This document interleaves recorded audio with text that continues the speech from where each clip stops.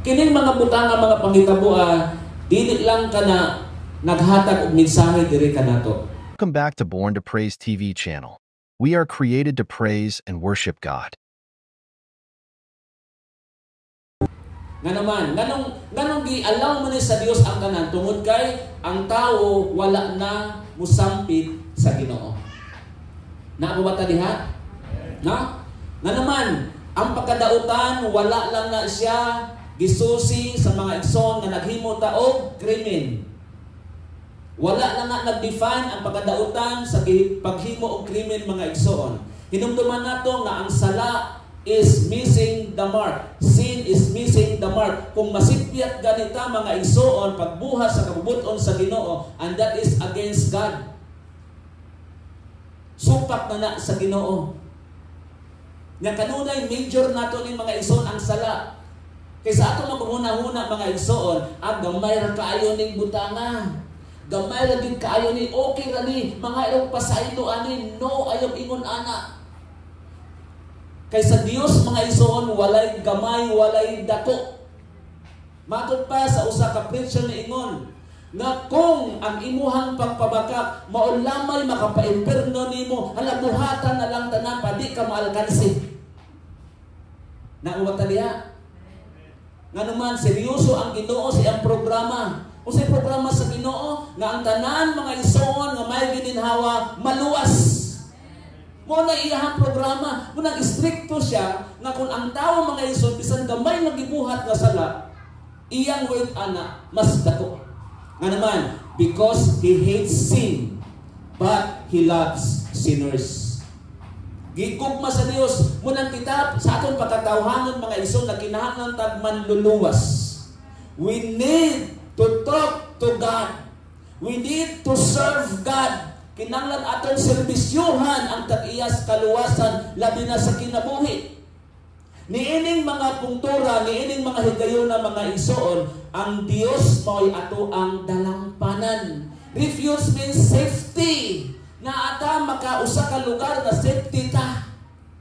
Bisan tay ugon ang langit ug ang yuta mga igsoon, He is our strength. Siya ang atong kusog.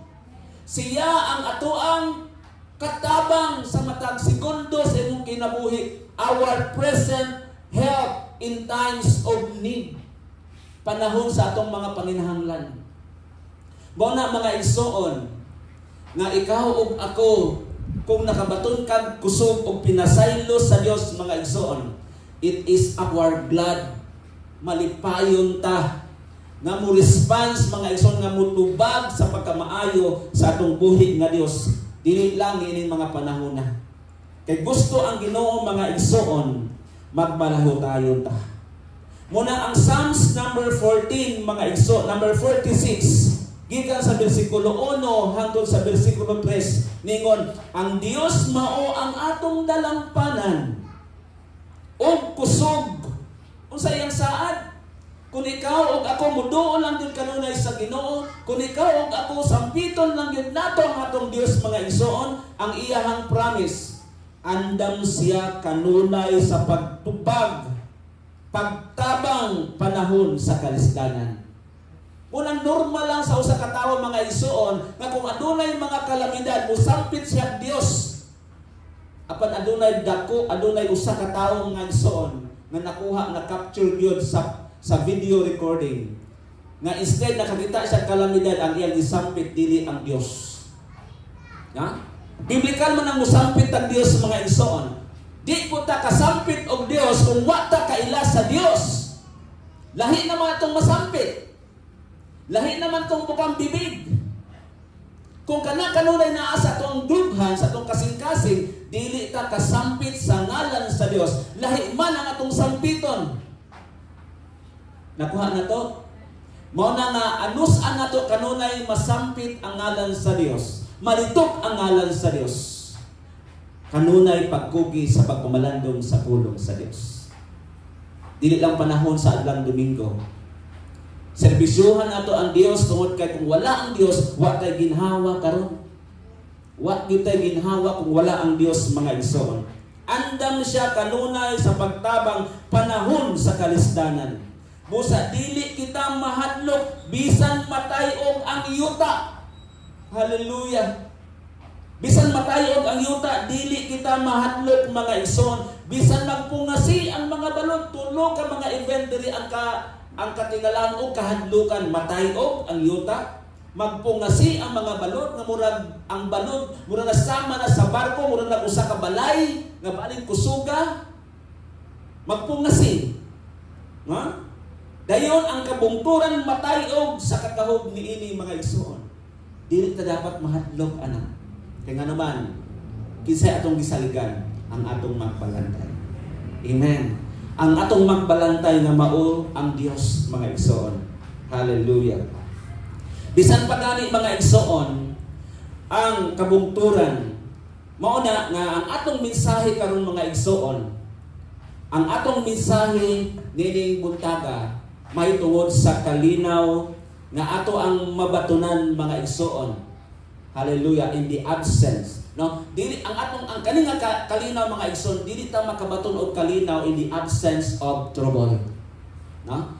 Kung naatay Dios bisan pagka-trouble pa mga igsoon, dili og dili ka mahadlok na agapoy kalinaw sa imuhang kinabuhi.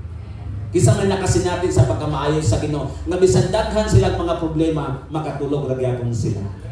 Hallelujah! Tungod kay bisan pa mga igsoon naa ang trouble, dili garantiya mga igsoon, the absence of trouble there is peace. Wala ra jud ko'y problema. No, walay bagyo. May kalinaw ko.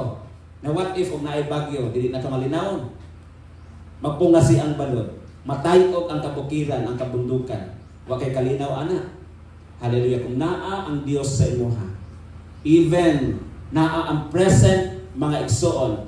Ang Psalms 46, siya ang atoang dalampanan panahon sa kalisdanan. Hallelujah. Muna nga, bisan pa ang kalibutan mga igsoon, nagpungasi, nagkagulian ang kalibutan mga igsoon. Hallelujah.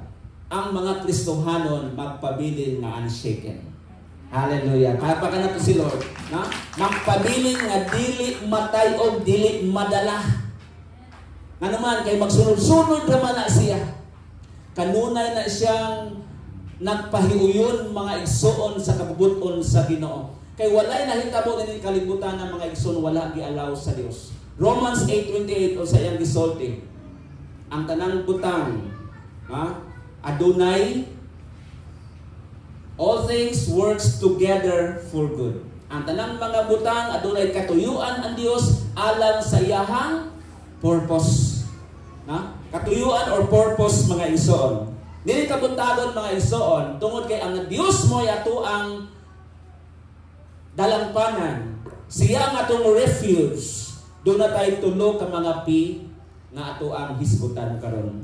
Number 1 P, may tungod sa storms, mga bagyo, mga kalisdanan nga moabot, makahimo kita or makadangot kita sa Ginoo taliwala sa mga kalamidad.